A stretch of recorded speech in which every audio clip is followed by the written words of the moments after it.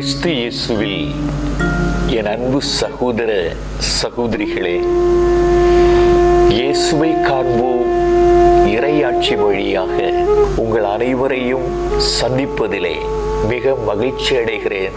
கடவுளுக்கு நன்றி செலுத்துகிறேன்.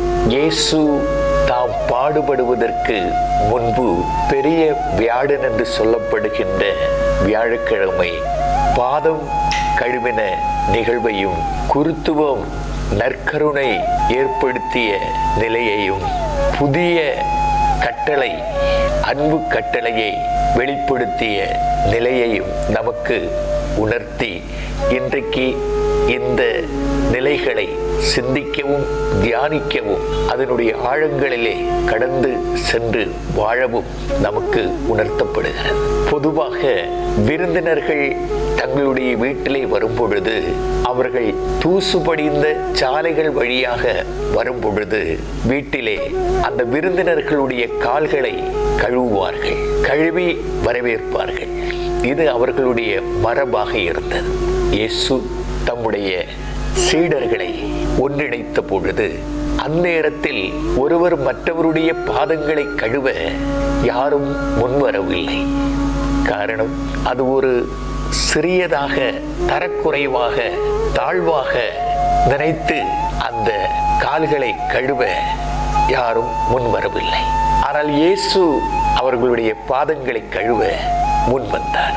இயேசு பாதங்களை கழுவுகிற நேரத்தில் உன்னத குருவாகிய இயேசு அந்த குருவினுடைய உடையாகிய மேல் அங்கியை கழற்றினார்.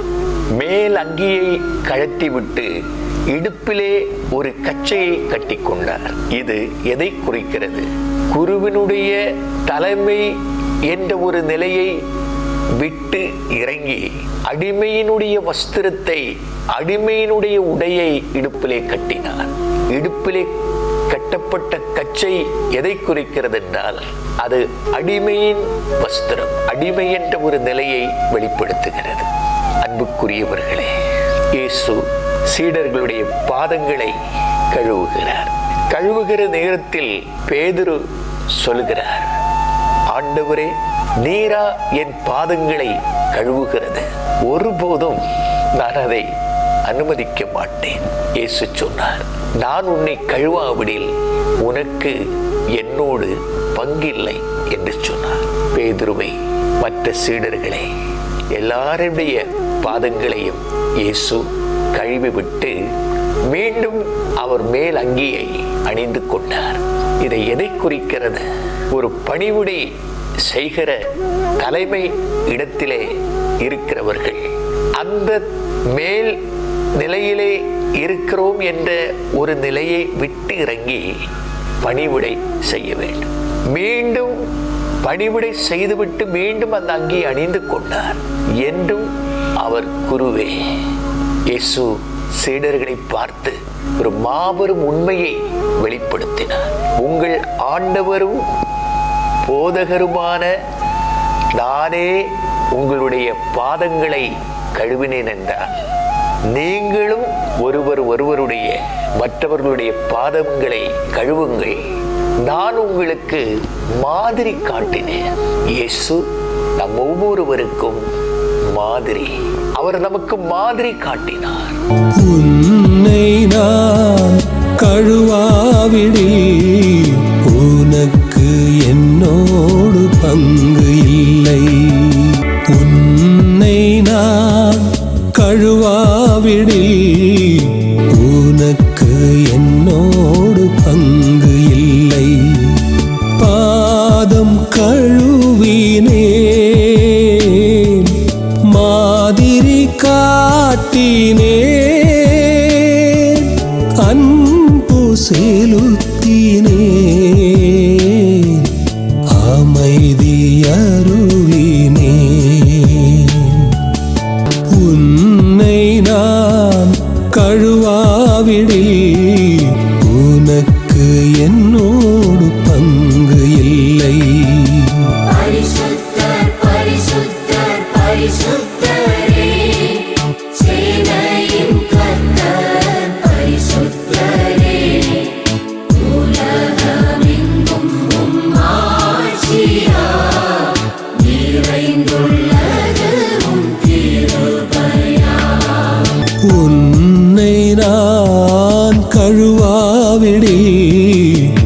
உனக்கு என்னோடு பங்கு இல்லை. அன்புக்குரியவர்களே, இயேசு என்றும் குரு. புதிய உடன்படிக்கையின் தலைமை குரு இயேசு. எபிரேயர் 8:6 சொல்லப்படுகிறது, மேன்மையான குருத்துவ பணி பெற்றவர் இயேசு. எபிரேயர் 5:5 சொல்லுகிறது, கிறிஸ்துவும் தலைமை குருவாக தம்மை உயர்த்தி கொள்ளவில்லை. அதைத்தான் இந்த பாதம் கழுவின நிகழ்விலே நாம் அறிகின்றோம். எபிரேயர் 7:3 சொல்லுகிறது, குருவாக என்றும் நிலைத்திருப்பார். அவர் என்றும் நிலைத்திருக்கின்ற குரு என்று சொல்லப்படுகிறது.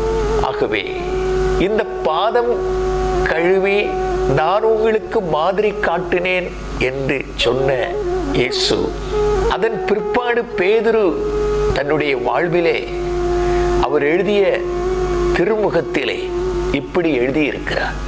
1 பேதுரு 2ஆம் அதிகாரம் 9வது திருவசனம், நீங்கள் தேர்ந்தெடுக்கப்பட்ட வழி மரபினர், அரச குருக்களின் கூட்டத்தினர், தூய மக்களினத்தினர், அவரது உரிமை சொத்தான மக்கள்.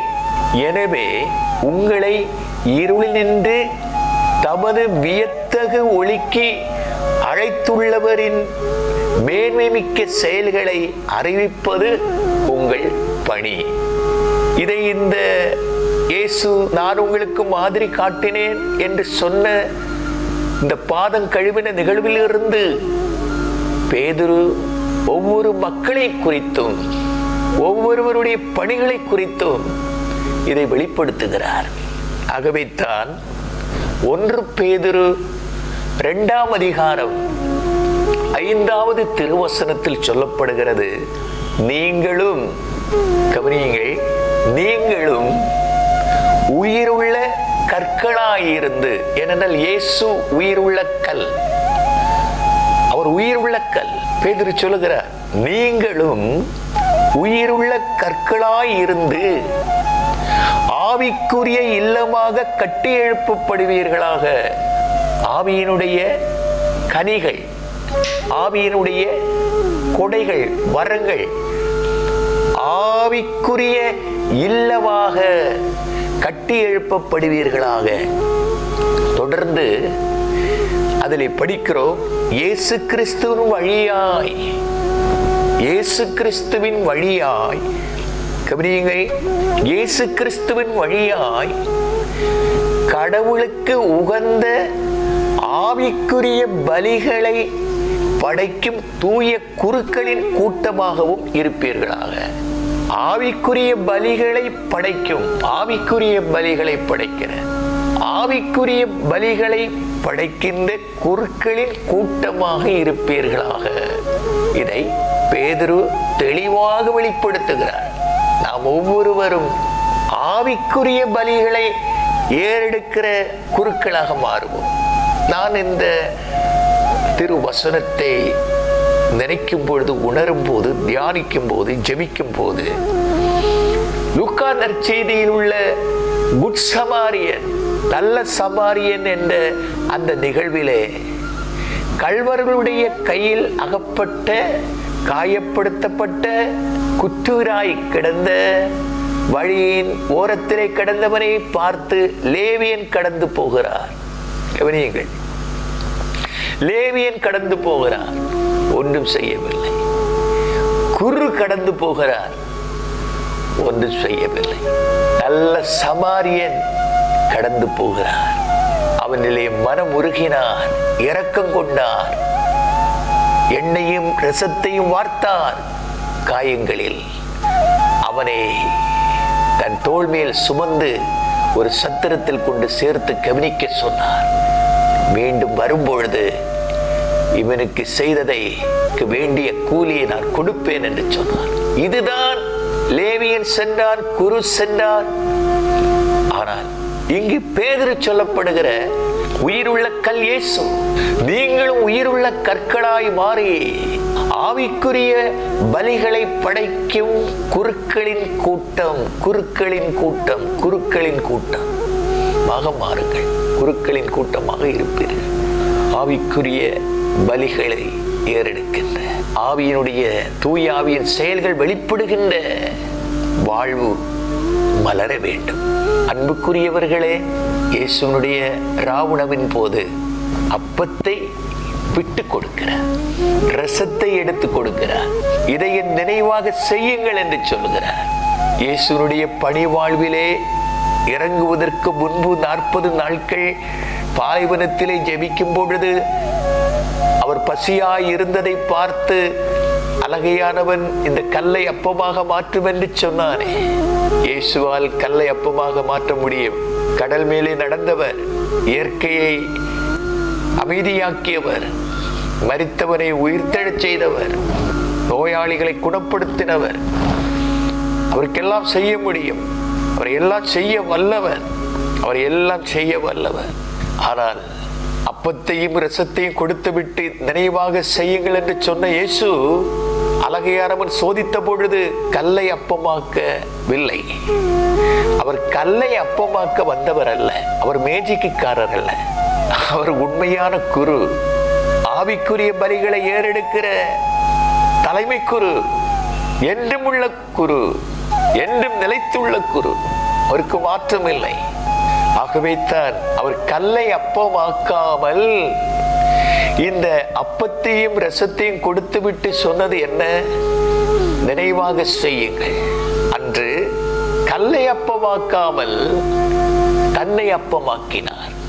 இந்த தன்னை அப்பமாக்கியவர் இந்த அப்பத்தையும் ரசத்தையும் கொடுத்து விட்டு அடுத்த நாள் என்ன நடக்கிறது? தன்னுடைய உடலை அப்பமாகவும் தன்னுடைய இரத்தத்தை பானமாகவும் அவர் கையளித்தார். எனக்கு அன்புக்குரியவர்களே, இந்த அப்பத்தை உண்டு கிண்ணத்தில் பருகும் போதெல்லாம் நாம் அவருடைய நிறைவாக, அவருடைய மீட்பின் வாழ்விலே நாம் நிறைகின்றோம். அதுதான் இன்று குருக்கள் செய்கின்ற அந்த திருப்பலி, கல்வாரி பலி. அந்த பலியிலே இயேசுனுடைய உடலையும் இரத்தத்தையும் நினைவு கூர்ந்து நாம் அருந்தி அதை நினைவாக செய்கின்றோம். நற்கருணையை மையப்படுத்துகிறோம். மதர் தெரேசாவினுடைய வாழ்விலே நற்கருணையை மையப்படுத்தித்தான் அவர்கள் சக்தி பெற்று பலனடைந்து ஆவிக்குரிய பலிகளை அவர்கள் செய்தார்கள். இதில் பெரிய ஒரு ஆழம், ஆற்றல், பலன், சக்தி மனித ரீதியிலே, உலக ரீதியிலே எண்ணுகிறவர்களுக்கு இது மடமையாக தோற்றும். கடவுளுடைய அருளிலே, வல்லமையிலே நிறைந்தவர்களுக்குத்தான் இதனுடைய ஆழத்தையும் இதனுடைய மகிமையையும் மாட்சியையும் மீட்பையும் உணர முடியும். இந்த நாளிலே அதை நாம் உணர்வோம். இந்த நல்ல நாளிலே இயேசு அடுத்ததாக சொல்லப்பட்ட ஒரு காரியம், நான் உங்களுக்கு ஒரு புதிய கட்டளை கொடுக்கிறேன். ஒரு புதிய கட்டளை. அந்த கட்டளை என்ன? நான் உங்களை அன்பு செய்தது போல நீங்களும் ஒருவர் ஒருவரை அன்பு செய்யுங்கள். பவுல் சொல்லுகிறார், அன்பே தலை சிறந்தது. எல்லாவற்றையும் கையளித்தாலும், எரிப்பதற்கு கூட, தன்னுடைய உடலை எரிப்பதற்கு கூட கையளித்தாலும், மலைகளை பெயர்த்து அகற்றும் அளவுக்கு உனக்கு நம்பிக்கை, விசுவாசம் இருந்தாலும், இறைவாக்கு வரங்கள் இருந்தாலும், அன்பில்லையே நத்தை ஒன்றுமே இல்லை. மலையாளத்திலே ஒரு பழமொழி சொல்வார்கள், மனுஷன் மனுஷனை சிநேகிக்கும்போது மனுஷனில் தெய்வம் ஜீவிക്കുന്നു. மனிதன் மனிதனை அன்பு செய்யும் போது மனிதனில் இயேசு வாழ்கிறார். அதே வேளையிலே மனிதன் மனிதனை வெறுக்கும் போது, பகைக்கும் போது, அழிக்கும் போது மனிதனில் இயேசு இறக்கிறார், மரிக்கிறார். இந்த பெரிய வியாழன் இயேசு உங்களில் வாழ்கிறாரா? அன்பிலே வாழ்கிறார். அதான் மரிக்கிறாரா, இறக்கிறாரா? அன்பு செய்யும் போது அன்பே கடவுள், அன்பே கடவுள். அன்பு செய்யும் போது வாழ்கிறார். அன்புக்கு எதிராக செயல்களை செய்யும் போது இறக்கிறார். வாழ்கிறாரா, இறக்கிறாரா என்பதை சிந்திப்போம். இந்த நேரத்தில் இந்த ஆழமான சிந்தனை துளிகள் எல்லாம், மழை துளிகள் நம்முடைய கரங்களிலே விடும்போது அது குடிநீராக மாறுகிறது. அதே மழைத்துளி சாக்கடையில் விடும்போது அது ஒன்றுக்கும் பயன்படாது. அதே மழைத்துளி ஒரு தாமரை இலையில் விடும்போது அது மிளிரும். அதே மழைத்துளி ஒரு சூடான இடத்தில் விழுந்தால் அது நீராவியாக மாறிவிடும். அதே மழைத்துளி ஒரு சிப்பிக்குள்ளே விழுந்தால் அது முத்தாக மாறிவிடும். பிரியமானவர்களே, கிறிஸ்துவாகிய பாதம் கழுவுகிற நிகழ்வாகிய குருத்துவமாகிய ஆவிக்குரிய பலிகளை ஏறெடுக்கிற குருக்களின் கூட்டம், நற்கருணையாகிய அன்பு கட்டளையாகிய அந்த தெய்வீக இரத்த துளிகள் நம்முடைய இதயங்களில் விழும்போது அது விலை உயர்ந்த முத்தாக மாறிவிடும். இந்த நேரம், இந்த ஆழமான தெய்வீக பிரசன்னம் நிறைந்த நேரம் பயனுள்ளதாக மாற வேண்டுகிறேன், ஜெபிக்கிறேன். ஆசீர்வாதம் உண்டாவதாக, பலனுள்ள வாழ்வாக மாறுவதாக. ஆமென், ஆமென், ஆமென். அன்பே தலை சிறந்தது, அன்பு ஒருபோதும் அழியா